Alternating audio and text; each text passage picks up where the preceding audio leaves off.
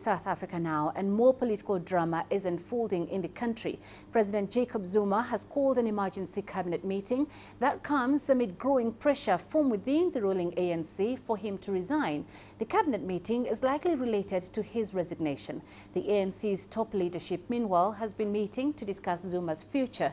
Opposition parties are also following the developments closely. They're set to meet with the country's Speaker of Parliament later on Tuesday. President Zuma is due to deliver his State of the Nation address on Thursday. Should he resign before then, the Speaker will be tasked with delivering that speech. However, some factions within the ANC want Deputy President Cyril Ramaphosa to make the address instead. Let's get you the latest on that unfolding political situation in South Africa. CGTN's Yolisa and Njamela joins me live from Johannesburg. Yolisa, a lot of information and unconfirmed reports circulating in South Africa. What is likely to be discussed at this cabinet meeting?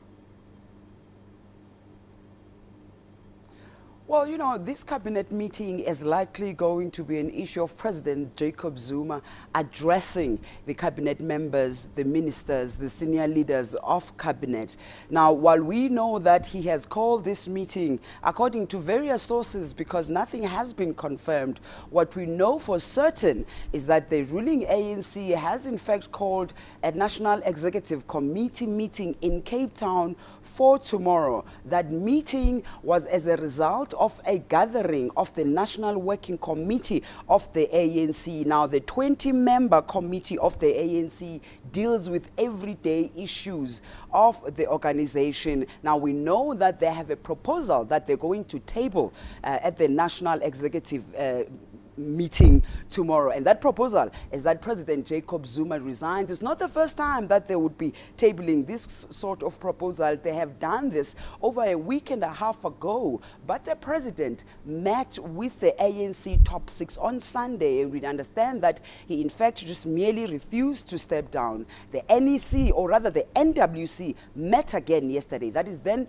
when they issued the statement that says they will be discussing the State of the Nation address tomorrow. Nothing is clear. They have never for a fact said that they will be discussing President Jacob Zuma's resignation, except for keep saying that they want to discuss the transition from President Zuma to the next administration. You remember, of course, that President Jacob Zuma is merely the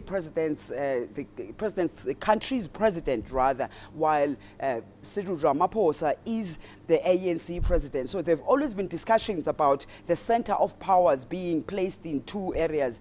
And as is, we know that the NEC tomorrow will be discussing President Jacob Zuma's future. We're not yet sure about the contents of today's meeting, the cabinet meeting. But Yolisa, why is there so much pressure on Zuma to resign as head of state when his term only ends next year? Well, you know, interestingly, these questions were asked in 2008 when President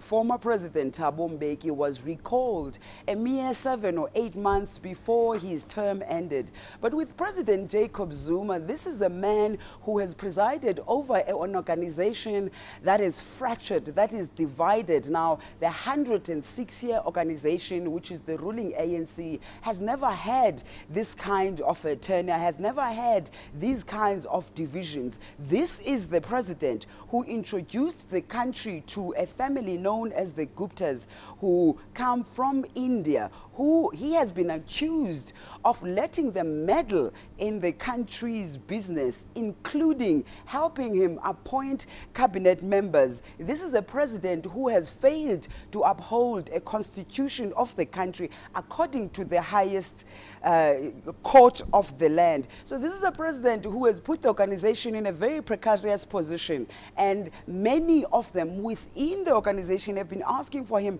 to voluntarily resign. The veterans of the organization, the many different parts of the ANC, including the Youth League, the Women's League, veterans, MKMVA, have been deeply divided as a result of President Jacob Zuma's presidency. So many, not only within the ANC, many in the country are really desperate for him to go. We've seen the country being downgraded many, many times during his tenure. All right, Yolisa and Njamela live for us there in Johannesburg. We appreciate your time. Thank you.